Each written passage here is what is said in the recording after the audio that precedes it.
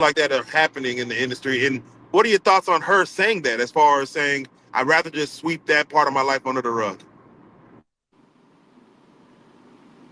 That was hard to watch. That was hard to listen to. And I'm going to do my best to try to be as respectful to her as I possibly can. But that's the exact attitude, the attitude that she's expressing regarding now.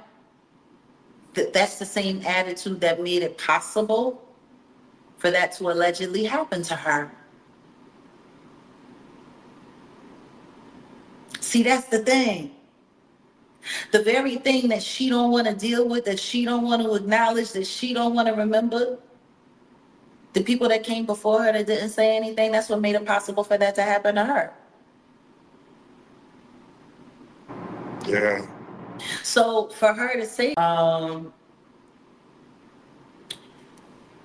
and considering that her and Dawn Rashard were both in Danity Kane, and Dawn came forward with a lawsuit, and then she has this affidavit that was sent to her where this person said, first things first, it seems to me like you would want to have this investigated. Like she was like, well, I didn't want to go into, because if I found out that this person was lying, then I would be forced to expose them, and then it would compromise all of the other lawsuits. That part makes totally perfect sense. I can agree with that, because for myself, the Ashley Parham case, do you guys remember that case? Uh, Hmm?